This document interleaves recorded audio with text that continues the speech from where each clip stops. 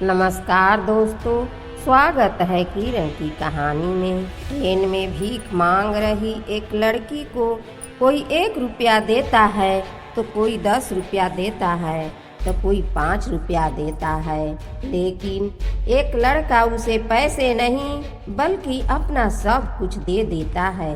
दोस्तों, यह बहुत ही प्रेरणादायक कहानी है, बहुत रोमांचक और दिल को छू जाने वाली। बस आप लोग इस कहानी को अंत तक सुनिए। यह कहानी शुरू होती है पटना से कोटा ट्रेन में। एक लड़का जिसका नाम निखिल कुमार है, नीट के एग्जाम की तैयारी कर रहा था।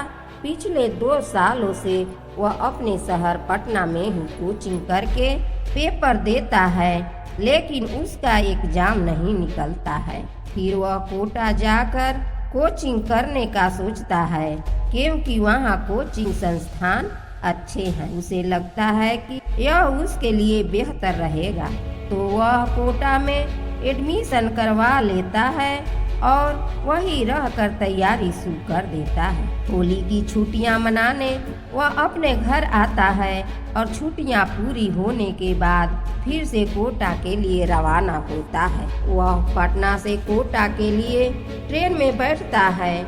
जब ट्रेन आरा से निकलती है तो वह देखता है कि एक लड़की ट्रेन के डिब्बे में भीख मांग रही है। उस लड़की को ऐसे भीख मांगते देख उसे बहुत दया आती है, क्योंकि लड़की देखने में बहुत मासूम और खूबसूरत लग रही। उस लड़की ने साधारण सूट सलवार पहन रखा था, लेकिन बदन को अच्छे से ढक रखा था और भीख मांग रही। कोई उसे 1 रुपया देता है, कोई उसे 10 रुपया देता है तो कोई उसे 5 रुपया देता है। कुछ लोग बोल देते हैं, आगे हो जाइए, हमारे पास पैसे नहीं है। सभी का अपना अपना व्यवहार होता है भिखारियों को लेकर। वह लड़की जब ट्रेन में चढ़ी थी तभी से निखिल उसे देखे जा रहा था। वह डिब्बे के दूसरे दरवाजे पर थी और निखिल पीछे के दरवाजे पर खड़ा उसे देख रहा था।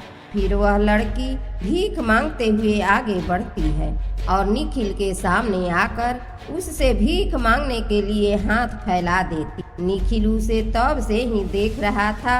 वह अपनी जेब में हाथ डालता है तो उसे 1 रुपया का सिक्का मिलता है और वह लड़की के हाथ पर रख देता है, लेकिन उसकी निगाहें लगातार बस उसकी आंखों में ही टिकी रहती है।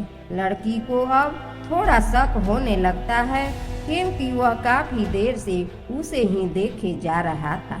वह जब भी निखिल के तरफ देखती उसकी निगाहें सिर्फ उसी पर टिकी रहती थी। लेकिन पीरा के लिए यह कोई नई बात नहीं थी। जो पीरा लड़की का नाम था, उसके लिए ऐसा तो रोज रोज होता था। वह बेहद खूबसूरत थी तो लड़के उसे देखते ही रहते थे। अब जब निखिल पैसे देते हुए उसकी आंखों में देख रहा था तो पीरा को थोड़ा असहज होता है। उसे अच्छा तो लगता है, लेकिन वह फिर भी अपनी नजरें झुका लेती है और आगे बढ़ जाती। अब इस डिब्बे में वह सभी से भीख मांग चुकी थी तो वह दूसरे डिब्बे में चली जाती है। निखिल खुद को रोक नहीं पाता और उसके पीछे पीछे उसी डिब्बे में चला जाता है। वह दरवाजे पर जाकर खड़ा हो जाता है और चोरी छुपे उसे देखता रहता है। पीरा बारी बारी से सभी से भीख मांग रही।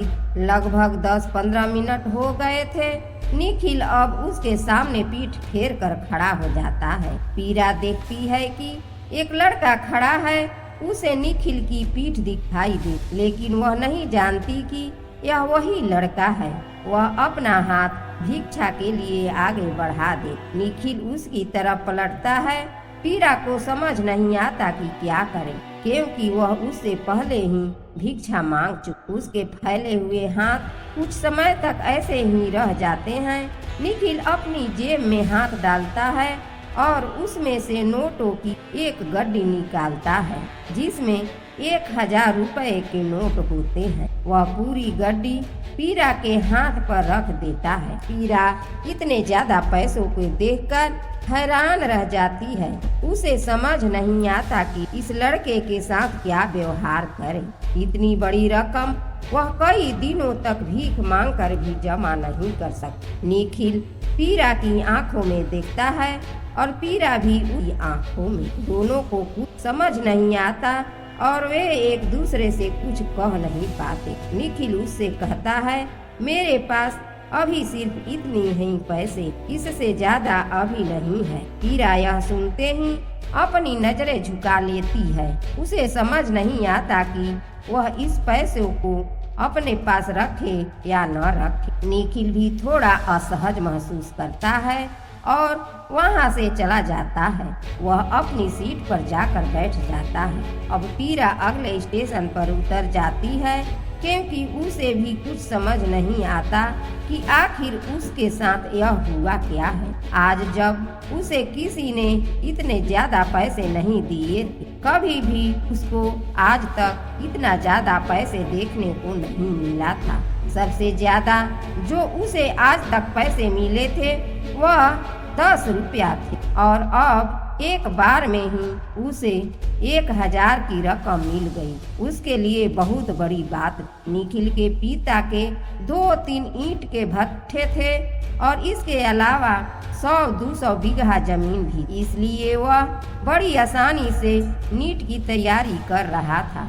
वह सोचता था कि पहले देख लेते हैं, अगर नंबर आ जाए तो सरकारी कॉलेज मिल जाएगा, नहीं तो प्राइवेट कॉलेज से भी डॉक्टरी की पढ़ाई कर लूंगा। इतना पैसा उसके पिताजी लगाने के लिए तैयार थे। दोस्तों, निखिल अपनी सीट पर ही बैठा हुआ था और उसके पास अब ज्यादा पैसे नहीं बचे थे। मतलब कैश तो अब खत्म हो चुका था, क्योंकि जो कुछ पैसे थे वह उस लड़की को दे चुका था। हालांकि उसके बैंक अकाउंट में और एटीएम में काफी पैसा था, पर कैश अब खत्म हो चुका था। उसे थोड़ा सा एहसास हुआ कि उसने यह क्या पागलपन कर दिया। कुछ देर तक वह ऐसे ही सोचता रहा।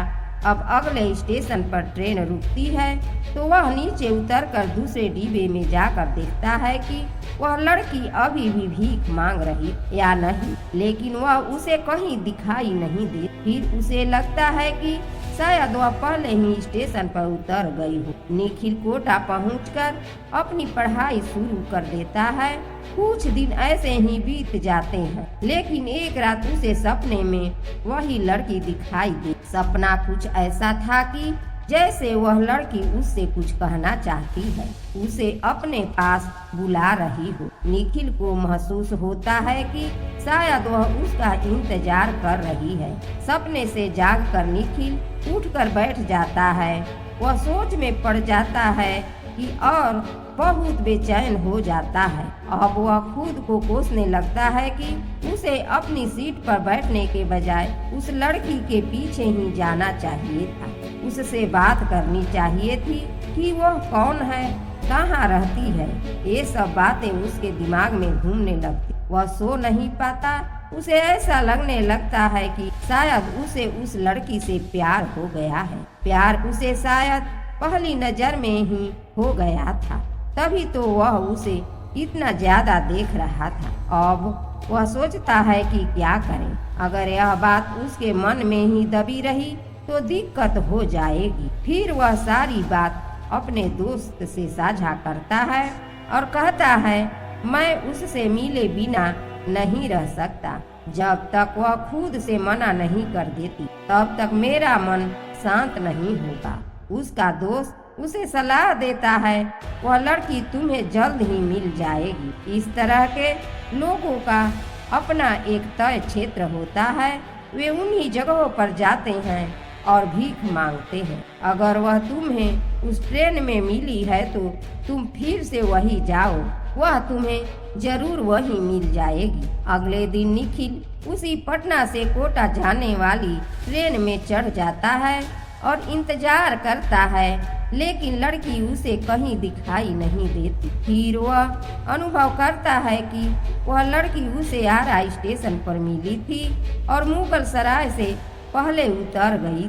वह सोचता है कि उसे आरा जाना चाहिए। फिर वह आरा स्टेशन पहुंचता है और सभी आने वाली ट्रेनों में बारी बारी से चढ़कर उस लड़की को ढूंढता है। आखिरकार एक ट्रेन के जनरल डिब्बे में उसे वह लड़की दिखाई दे जाती। वह डिब्बे में भीख मांगते हुए निखिल की तरफ ही बढ़ रही थी।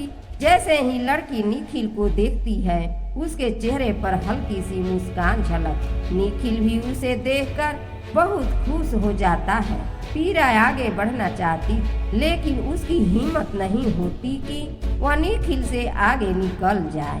थोड़ी देर रुकने के बाद वह आगे निकल जाती। निखिल उससे कुछ कह नहीं पाता क्योंकि ट्रेन में और भी लोग। ऐसे में किसी अनजान लड़की से बात करना उसके लिए थोड़ा मुश्किल। ट्रेन जैसे ही आरा के पास एक छोटे स्टेशन पर रुकती है, पीरा ट्रेन से उतर जाती है। पीरा सोचने लगती है कि यह लड़का 3-4 दिन पहले ही आया था और आज फिर से चला आया है। उसे समझ नहीं आता कि आखिर ऐसा क्यों हो रहा है। एक पल के लिए उसे लगता है कि शायद यह लड़का उसी के लिए आया हो, लेकिन फिर वह ऐसा कुछ सोचती नहीं क्योंकि उसे अपनी हालत पता थी। वह यह भी याद करती थी कि निखिल ने तो उसे 1000 रुपए दिए, लेकिन दिल है तो उसमें ऐसे ख्याल आ ही जाते। निखिल भी ट्रेन से उतर जाता है और छुप कर उसका पीछा करने लगता है। पीरा स्टेशन के पीछे से एक कच्चे रास्ते पर चलती है। लगभग 1 किलोमीटर चलने के बाद वह अपने गांव पहुंचती है। निखिल भी उसकी नजरों से बचते हुए उसके पीछे पीछे चलता है और उसके गांव पहुंच जाता है। पीरा का घर गांव के बिल्कुल छोर पर था। एक कच्चा खपड़े का मकान और आगे सहन में एक छप्पर डला हुआ था। मकान से लगभग 50 मीटर दूर उनका एक घेर था, जहां वह अपने गाय वगैरह को बांधकर रखते थे। उनके लिए भूसा भी वहां एक कमरे में रखा था। दोस्तों, अब निखिल थोड़ा अंधेरा हो जाने पर वह सोचता है कि हल्का अंधेरा हो जाए और वो अंधेरा होने का इंतजार करने लगता है। तो वह घर के नजदीक सोच रहा है कि चला जाऊंगा। अंधेरा होने पर वह उनके घर के पीछे चला जाता है और छिपकर उनके घर के हालात देखता है। वह हैरान रह जाता है क्योंकि पीरा के पिताजी का एक पैर कटा हुआ था। इसे देखकर लग रहा था कि यह अभी अभी कटा है, ज्यादा दिन नहीं हुए हैं। उस पर ताजी पट्टी बांधी हुई। घर में पीरा के अलावा उसकी 3 बहनें, एक छोटा भाई और माँ थी। माँ खाना बना रही थी। पीरा पैसों को अलमारी में रखते हुए कहती है, आज फिर से लफड़ा हो गया। तो माँ पूछती है, बिटिया क्या हो गया? पीरा बताती है, माँ वो जो 1000 रुपया वाला लड़का था आज फिर से मुझसे टकरा गया। माँ उसे देखकर उतर गई। माँ कहती हैं, अरे तुम क्यों उतर गई? शायद आज भी कुछ पैसे दे देता। पीरा कहती है, नहीं माँ, मैं भीख मांगती हूँ और कोई इस तरह से पैसे दे तो अच्छा नहीं लगता है। माँ मुस्कुराते हुए कहती हैं, बेटा तुम हो ही इतनी खूबसूरत कि कोई भी तुम्हारा रास्ता रोक लेता है। इस पर पीरा कहती है, माँ तुम भी बस मजाक करती रहती हो। फिर पीरा घर का थोड़ा बहुत काम करती है और एक बाल्टी में जो बचा हुआ खाना होता है उसे लेकर घेर में जाने लगती है, जहाँ गाय बंधी हुई। निखिल भी मौका पाकर उसके पीछे घेर में पहुँच जाता है। पीरा गाय को बचा हुआ खाना डाल देती है और गाय को प्यार से सहलाने लगती है। तभी उसे महसूस होता है कि शायद यहाँ कोई है। फिर वह इधर उधर देखने लगी। इसके पास एक टॉर्च होती है। जब वह टॉर्च ऑन करके ढूंढना शुरू करती है तो निखिल को देखकर चिल्ला देती। वह डर जाती है कि आखिर ये यहाँ इतनी रात में कैसे और क्यों आया है। उसे चिल्लाते देख निखिल उसके मुंह पर हाथ रख देता है और धीमी आवाज में बोलता है, चिल्ला क्यों रही हूँ? मैं तो बस तुमसे मिलने आया हूँ, तुम्हें देखने के लिए आया था। निखिल ने एक हाथ उसके मुंह पर रख रखा था और दूसरे हाथ से उसे पकड़ रखा था। अब ये दोनों एक दूसरे को देखते रहते हैं। पीरा खुद को छुड़ाने की कोशिश करती है तो निखिल उसे छोड़ते हुए कहता है, अगर तुम्हें इतना ही डर लग रहा है तो ठीक है, मैं वापस जा रहा हूँ। अब निखिल पीरा को छोड़ देता है। पीरा उसे थोड़ा दूर जाकर खड़ी हो जाती है और उसे देखने लगती है। फिर कहती है, क्या तुम सचमुच मुझसे मिलने के लिए आए हो? मुझे देखने के लिए आए हो? इस पर निखिल कहता है, क्या तुम्हें लगता है कि यहाँ मेरे आने का कोई दूसरा काम भी है? मैंने जब से तुम्हें देखा है मैं बहुत बेचैन हो गया हूँ। न तो पढ़ाई में मन लगता है और न ही किसी काम में। मैं रह नहीं पाया और बस तुम्हें ढूंढता हुआ चला आया। पीरा कुछ नहीं बोल, बस उसे सुन रही थी और देख रही थी। निखिल कहता है, शायद तुम्हें मेरे यहाँ आना अच्छा नहीं लगा। ठीक है, मैं अब वापस जा रहा। सुबह तुम्हारा स्टेशन पर इंतजार करूँगा तुम्हें देखने के लिए। तुम भले ही मुझे मत देखना, लेकिन मुझे तो कोई रोक नहीं सकता तुम्हें देखने से। अब निखिल वहाँ से जाने लगता है। उसे जाता देख पीरा धीमी आवाज में बोलती है, सुनिए जी। निखिल पीछे मुड़ता है। पीरा कहती है, अब रात में आप कहाँ भटकते फिर? आप चाहे तो यहाँ रुक सकते हैं, काफी रात हो चुकी है। स्टेशन पर भी खाना वगैरह नहीं मिलेगा। फिर वह एक चारपाई डालती है और निखिल से कहती है, आप यहाँ आराम कर ली। जब सभी सो जाएंगे तो मैं आपके लिए खाना भी ले आऊंगी। पीरा की यह बात सुनकर निखिल की खुशी का ठिकाना नहीं रहा। वह उसको लेकर बहुत दूर तक का सोचने लगता है। अब पीरा घर जाती है। माँ रोटियां बना रही थी। पीरा कहती है, माँ अब आप खाना खा लीजिए, रोटी मैं बना दूं, क्योंकि वह नहीं चाहती थी माँ रोटी बनाए और कोई रोटी जल जाए। फिर वह सभी के सोने का इंतजार करने लगी। एक थाली में 3-4 रोटी और अचार रखकर वह दबे पाव घेर में चली जाती। निखिल चारपाई पर लेटा हुआ था। पीरा को आता देख वह उठ जाता है। पीरा उसे खाना देकर नीचे बैठ जाती है। निखिल कहता है, तुम पहले तो ऊपर बैठो। पीरा कहती है, नहीं मैं यही ठीक हूँ, आप खाना खा लीजिए, पता नहीं कब से भूखे हो। निखिल हाथ धोता है और रोटी का टुकड़ा तोड़कर पहले पीरा की तरफ बढ़ाता है। फिर पीरा कहती है, आप खा लीजिए, मैंने तो खा लिया है। निखिल कहता है, नहीं मैं अच्छे से जानता हूँ कि तुमने अभी तक खाना नहीं खाया है, तुम्हें देखकर ही लग रहा है कि तुम भी भूखी हो। फिर निखिल और पीरा दोनों साथ बैठकर खाना खाते हैं। वह खुद भी खाता है और पीरा को भी खिलाता है। दोनों खाना खाने के बाद बातचीत करते हैं। निखिल पूछता है, कब से तुम यह काम कर रही हो? पीरा कहती है, मेरे पापा पहले मजदूरी करते थे, लेकिन एक दुर्घटना में उनका पैर खराब हो गया और डॉक्टर को उसे काटना पड़ा। अब वह काम नहीं कर पाते हैं। जो जमा हुआ पैसा था वह सब दवाइयों में खर्च हो गया, तो मुझे मजबूरी में अपने घर का खर्च चलाने के लिए भीख मांगना पड़ा और इससे बेहतर मुझे कोई और काम नजर नहीं आया। समय से अपने घर आ जाती हूँ। हाँ, लोग थोड़ा गलत निगाह से देखते हैं, लेकिन मुझे अपने परिवार को देखना है और पिताजी का पैर भी अभी सही नहीं हुआ है, उसमें घाव है, तो दवाइयाँ अभी भी चल रही है। ज्यादा खर्चा है।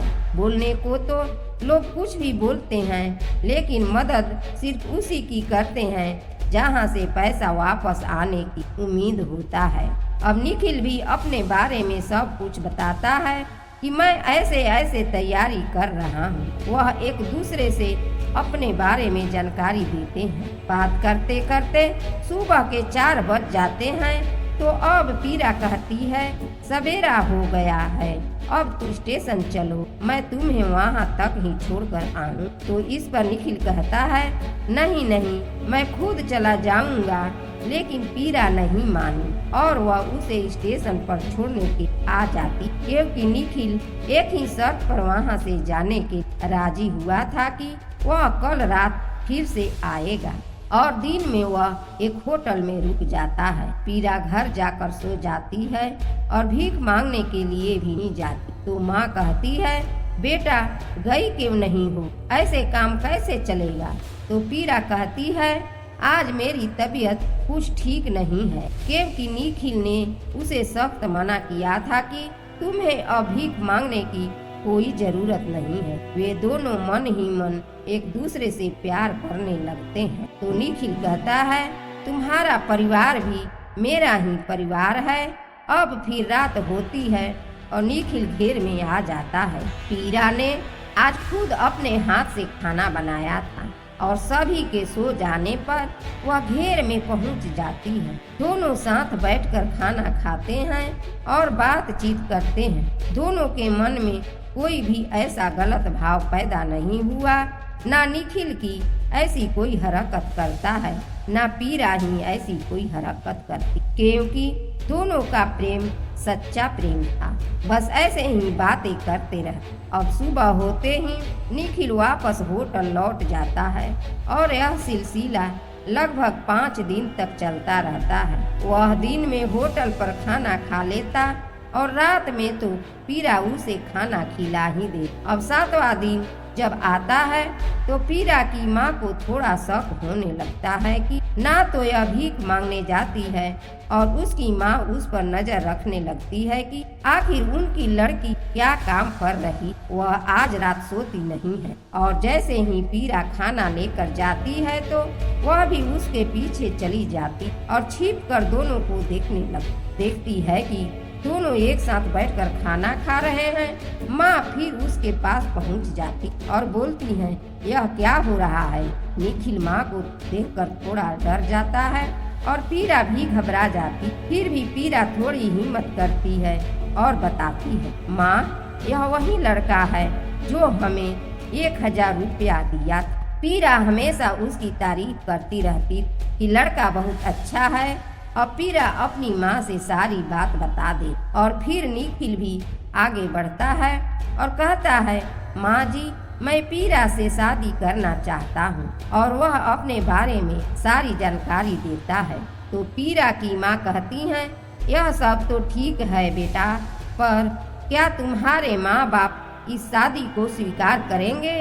वह कहता है माँ जी आप इस सब की चिंता मत, आप बस शादी करा दी। यह कैसे करना है मुझे अच्छे से पता है। फिर अगले दिन पीरा की माँ उन दोनों को मंदिर में लेकर जाती हैं और उनकी शादी करा देती हैं। शादी के बाद निखिल पीरा को लेकर कोटा चला जाता है और उनके खर्चे के लिए अपने अकाउंट से पैसे निकाल कर दे देता है। पैसे उनके अकाउंट में काफी, घर वाले हर हफ्ते पैसे डालते रहते थे। वह पीरा की माँ से हाथ जोड़कर विनती करता है मैं भी आपके बेटे जैसा ही, तो आप किसी भी तरह से संकोच नहीं कीजिएगा।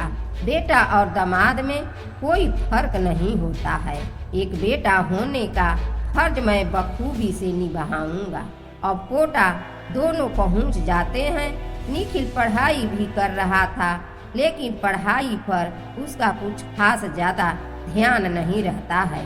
शादी हो चुकी थी तो बस दिन भर अपनी पत्नी के साथ ही घूमता रहता था। पति पत्नी दोनों बढ़िया जिंदगी गुजार रहे थे। लगभग 1.5 महीना ऐसे ही बीत जाता है, लेकिन अब कोई निखिल के घर खबर दे देता है कि आपका लड़का शादी कर चुका है, या शादी नहीं भी की है तो फिर भी एक लड़की के साथ लिविंग में रह रहा है। पढ़ाई पर कोई ध्यान नहीं, बस दिन रात उसी के साथ घूमता रहता है। निखिल के पापा यह बात सुनकर गुस्सा हो जाते हैं। वह इस बात से ज्यादा नाराज होते हैं कि ऐसे कैसे लिविंग में रह सकता है, और डायरेक्ट अपने बेटे को कॉल करते हैं और पूछते हैं तुम किसी लड़की के साथ कैसे लिविंग में रह सकते हो? अगर रहना ही था तो उससे शादी करनी थी पहले। और पूछते हैं कि वो कौन है, वह लड़की कहाँ की रहने वाली। निखिल झूठ बोल देता है कि और कहता है, पापा यह लड़की हमारे साथ ही पढ़ाई करती थी और हमने शादी कर लिया है। लिविंग में नहीं रह रहे हैं क्योंकि पीरा बेहद खूबसूरत थी, लेकिन इसकी जो खूबसूरती थी वह थोड़ी दबी हुई क्योंकि उसके घर के हालात के कारण। अब जब ये एक खुशहाल माहौल में निखिल के साथ रहती है, फिर उसके चेहरे पर रौनक आती है तो उसके सामने किसी हीरोइन की खूबसूरती भी फीकी लगने लगी। और सभी निखिल को कहते थे, भाई अगर लड़की लाया है तो वह यह लेकर आया है। अब निखिल के पापा कहते हैं, तुमने जब शादी कर ही ली है तो लड़की को घर लेकर आ जाओ। यहाँ की भी जो रस्म रिवाज है उनको भी हम लोग पूरा करेंगे। अब निखिल पीरा को लेकर घर आ जाता है और जो भी रस्म रिवाज थे सभी बड़ी तैयारी के साथ पूरे किए जाते हैं। अब निखिल के माँ बाप कहते हैं, बेटा इनके माता पिता कहाँ हैं? तो इस पर निखिल कहता है, पापा वह अभी नाराज है, धीरे धीरे मैं आपको उन लोगों से मिलवा दूंगा। वह ऐसा इसलिए बोल देता है कि अगर अभी इन लोगों को सच सच बता दिया तो ये लोग बहुत गुस्से में हो जाएंगे और दिक्कत पैदा करेंगे। और फिर अपनी पत्नी को भी समझाता है कि तुम इन सभी लोगों की इतनी सेवा करो, इतना इन लोगों का भरोसा जीत लो, इनका दिल जीत लो कि ये सभी लोग तुमसे खुश हो जाए और अपनी जान से भी ज्यादा तुम्हें प्यार करने लगे। और होता भी कुछ ऐसा ही। पीरा बहुत ही ज्यादा अपने सास ससुर की खूब सेवा करती है, सभी की बहुत सेवा करती है, हर एक बात का ध्यान रखती है। और फिर एक दिन निखिल यह सब सच्चाई अपने माँ बाप को बता देता है तो उसके माँ बाप भी बहुत खुश होते हैं और उसे शाबाशी देते हुए कहते हैं, बेटा तूने बहुत सही किया, बहुत अच्छा काम है।